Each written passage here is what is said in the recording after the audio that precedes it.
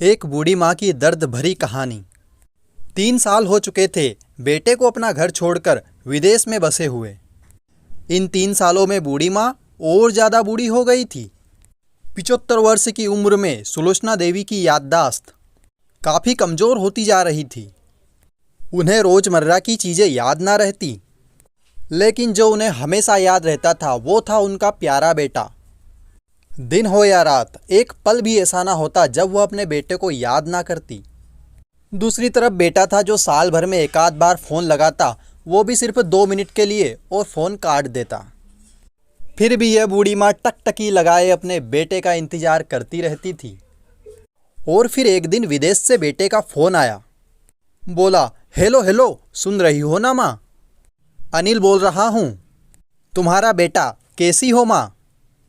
मैं ठीक हूँ बेटा, तुम और बहू और पोता कैसा है? माँ ने पूछा। सब अच्छे हैं माँ। मैं अगले हफ्ते गांव आ रहा हूँ माँ तुम्हें लेने। अब हम सब साथ में ही लंदन में रहेंगे। माँ, तुम्हारी बहू कह रही थी माँ को यहाँ पर लेकर आओ, बेचारी वहाँ पर अकेली परेशान होती होगी, बेटे ने कहा। माँ की बूढ़ी आंखें आंसुओं से भीग गई, मानो उसके कमज़ोर शरीर की नस नस में खून दौड़ रहा हो। बेटे और बहू का अपने प्रति प्रेम देखकर माँ का मन खुशी से भर आया। फिर बेटे ने आगे कहा, माँ तैयार रहना माँ, मेरी ज़्यादा दिन की छुट्टियाँ नहीं हैं। जिससे जितने जितने पैसे लेने हैं लेकर ले रखना। तब तक मैं प्रॉपर्टी डीलर से बात कर लेता हूँ घर के लिए। घर के लिए? माँ ने पूछा। अरे हाँ माँ, गांव का घर हमें बेच देना पड़ेगा। अब हम साथ में ही रहने वाले हैं, तो वहाँ पर घर रखने का कोई मतलब नहीं है, माँ ने बेटे से कहा। बुढ़ापे की वजह से ठीक से चलने में भी असमर्थ माँ ने पूरे मोहल्ले में मिठाइयाँ बंटवा दी। सभी को खुश हो कर एक सूचना बतलाई। सभी को अच्छा लगा कि चलो ठीक है, माँ जी के आखिरी दिन अच्छे से बीत जाएंगे। घर वापस आकर माँ ने अपने घर के कोने कोने को ऐसे देखा जैसे वह अपने दूसरे बेटे को देख रही हो। और देखे भी क्यों ना उस घर को, अपने बेटे से कम थोड़ी समझा था। अपने पति के साथ 40 साल यही तो बिताए थे। लेकिन अब माँ मजबूर थी, बुढ़ापे के आखिरी साल अपने बेटे और बहू के साथ बिताना चाहती थी। दिल पर पत्थर रखकर घर बेचने के लिए माँ तैयार हो गई। आनन फानन में बेटे ने घर को आधे दामों में बेच दिया। माँ ने ज़्यादा नहीं, लेकिन सिर्फ अपनी ज़रूरत की चीज़ें अपने साथ समेट ली और बेटे के साथ बैठकर टैक्सी के लिए एयरपोर्ट पर चली गई। एयरपोर्ट पर आकर बेटे ने अपनी माँ से कहा, माँ तुम यहाँ बेंच पर बैठो, मैं सामान और बोर्डिंग पास की जांच करा कर आता हूँ। यहाँ पर वक्त लगता है, तुम्हें ज़्यादा खड़ा रहना पड़ेगा, तुम्हें तकलीफ़ होगी, तुम यहीं पर आराम करो। मैं यूँ गया और यूँ आया। माँ बेंच पर बैठ गई और बेटा अंदर चला गया। काफ़ी समय हो गया, लेकिन बेटा वापस नहीं लौटा।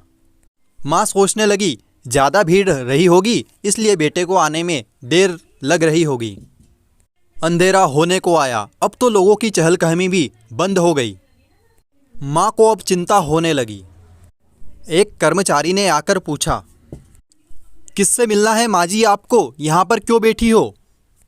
डरती हुई आवाज़ में सुलोचना देवी बोली, मेरा बेटा अंदर सामान की जांच कराने गया है।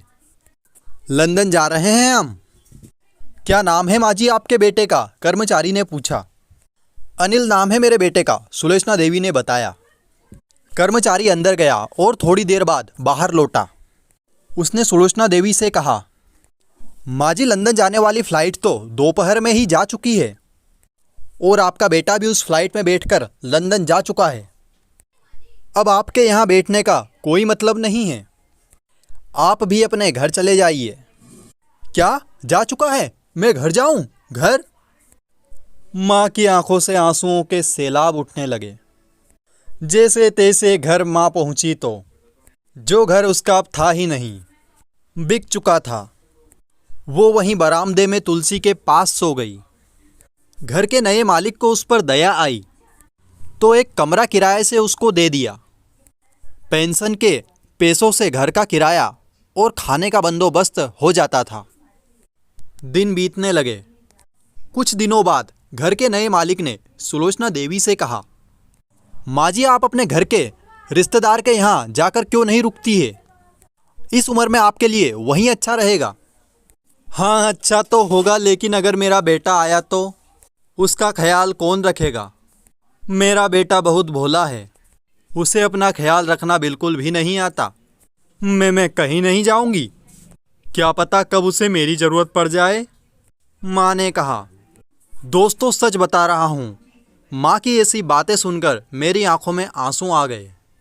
इसीलिए किसी ने सच कहा है, पूत कपूत हो सकता है लेकिन माता कुमाता नहीं हो सकती। इसीलिए अपने माता पिता की जितनी हो सके उतनी सेवा करें, उनके साथ कभी भी बुरा बर्ताव ना करें। कहानी को अपने दोस्तों के साथ शेयर करना भी ना भूलें। मिलते हैं अगली कहानी में।